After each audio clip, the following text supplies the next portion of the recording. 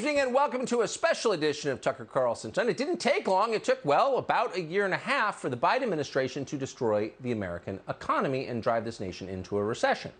Now, the Biden administration won't admit that we're in a recession. In fact, they've tried to redefine the word recession just as they've redefined the words democracy and racism and woman. But you don't need to know what the word is to know what is happening. If you live here, you see it every single day. We're in a recession. The economy's been shrinking all year. Real wages are at record lows. And at the same time, inflation is the highest it's been in the lifetime of most Americans. So call it whatever you want, but it's a recession, and it's scary, and they're ignoring it. We're going to spend the next hour investigating how exactly this happened. How did they tank the economy so fast, and what does it mean? And to get to the answers to those questions, we're going to speak to people who have actual credibility on economics, and that emphatically does not include our most highly credentialed economists, people who, like the public health experts we've watched for the last 2.5 years, have thoroughly beclowned and discredited themselves. A year ago, right about the time he told us that vaccines will absolutely prevent you from getting or transmitting COVID, Joe Biden was asked about, hey, what happens if we go into a recession? In response, as he invariably does, Joe Biden invoked highly credentialed experts. Watch this. We also know that as our economy has come roaring back, we've seen some price increases. Some folks have raised worries that this could be a sign of persistent inflation. But that's not our view. Our experts believe, and the data shows, that most of the price increases we've seen were expected and are expected to be temporary.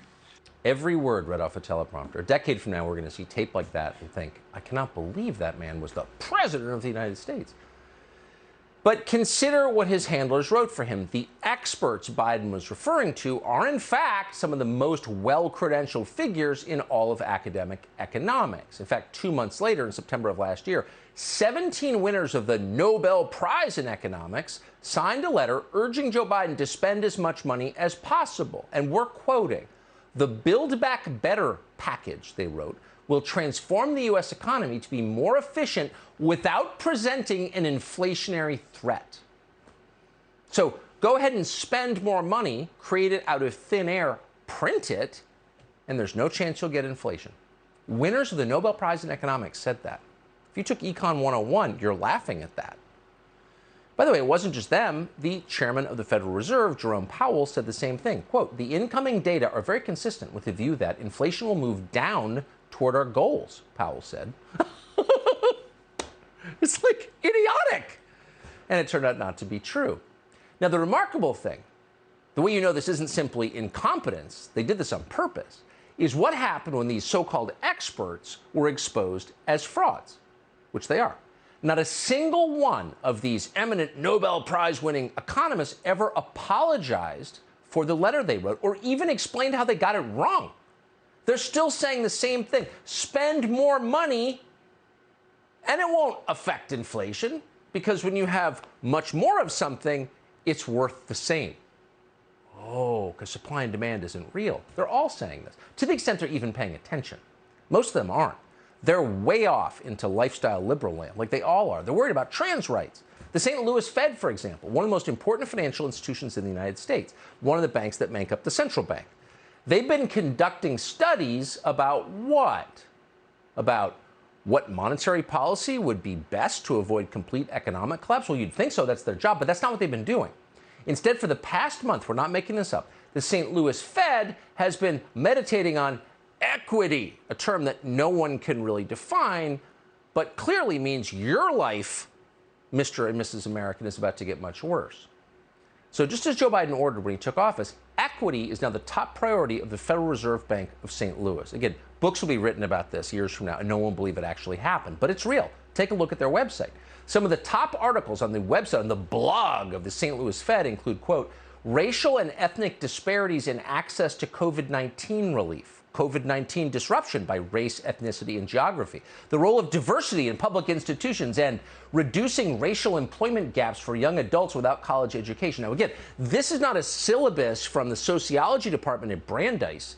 This is the Fed. These are the people in charge of our monetary policy who are supposed to be keeping America from collapsing. But they're ignoring their actual job in favor of pretending that they're professors at Brandeis. It's lunatic. And they're still talking this way. In April, well after it was very clear inflation was not transitory, Janet Yellen, the Treasury Secretary, former head of the Fed, someone who should be charged for what she did to the U.S. economy, gave a speech not about the U.S. economy, she's the Treasury Secretary, no, but about climate change. And why climate is more important than saving the United States. And we're quoting, "We must redouble our efforts to decarbonize our economies," Yellen said in an address at the Atlantic Council. Keep in mind, Janet Yellen doesn't know anything about climate. She can't drive a standard transmission. She knows nothing about the material world. But there she is spouting off on climate change and decarbonizing, reading every stupid, faddish talking point the Atlantic Council audience wanted to hear about. And she's still doing it. "We're in a slowdown," she said on Sunday, "and it's not affecting too many sectors of the economy," says Janet Yellen. Watch. "This is not an economy that's in recession, but we're in a period of transition in which growth is slowing, and that's necessary and appropriate, and we need to be growing at a steady and sustainable pace. So there is a slowdown, and businesses can see that, and that's appropriate given that people now have jobs and we have a strong labor market. But you don't see any of the signs now. A recession is a broad-based contraction that affects many sectors of the economy. We just don't have that." Okay, let's be clear. Janet Yellen is a completely incompetent affirmative action hire who did profound generational damage to the United States during her time running the Fed. Now she's doing the same while running the Treasury Department. And yet no one ever calls her on it. The things she says doesn't make sense. She can't even predict inflation when every single other person in the country knew it was coming based on the federal government spending patterns. Keep spending money. That's what she's still saying. Everyone in the Biden administration is saying that. In May, the head of USAID, Samantha Power, she's back, declared that worldwide fertilizer shortages were actually a good thing. Starvation's a good thing because that means fewer carbon emissions. Never let a crisis go to waste, she said. She actually said that. Inside the White House, no one's even pretending to care as the U.S. economy falls apart. They're not worried about the oil supply. In fact, they're selling our oil to our main global rival, China. They're not worried about the stock market. They couldn't tell you if it's up or down. They cannot even define a recession. The one thing they're sure of is everything's fine, except for the trans community, which is suffering under your bigotry. Here's our press secretary. And nothing has changed on how we see the stock market. That's not something that we keep an eye on every day. What is the latest update the White House has received on the current infant formula situation across the country? Yeah, let me see if I have anything new for you on that. Does the president mind that some of this oil that was meant to ease pain for consumers is headed overseas? I have not seen that report, so I would honestly have to go look into it and see what the truth is in that statement that you just laid out, and see exactly what's happening. I just have not seen that report. Is he adamant that there's not going to be recession? I mean, it's not our definition, right? We're talking about a definition from NBER. And what is exactly the White House's definition of a recession? Again, I'm not going to define it from here. We're not going to define a recession. We're not going to acknowledge it's even happening. And so they're not. And no one's forcing them to. That's what they're saying. This is untenable. Unless you're an utterly partisan economist, you have to acknowledge what's happening. But the most highly credentialed are not acknowledging it. They're blaming Putin. They're blaming January 6th. And of course, on the basic point of whether the economy is in trouble, there are very few people left to deny it. The threat of an economic downturn is shaking up consumers and small business owners. A recent survey taken by Goldman Sachs found 93% of small businesses fear a recession. I think there's a very high likelihood of recession when we've been in this kind of situation before. Recession has essentially always followed.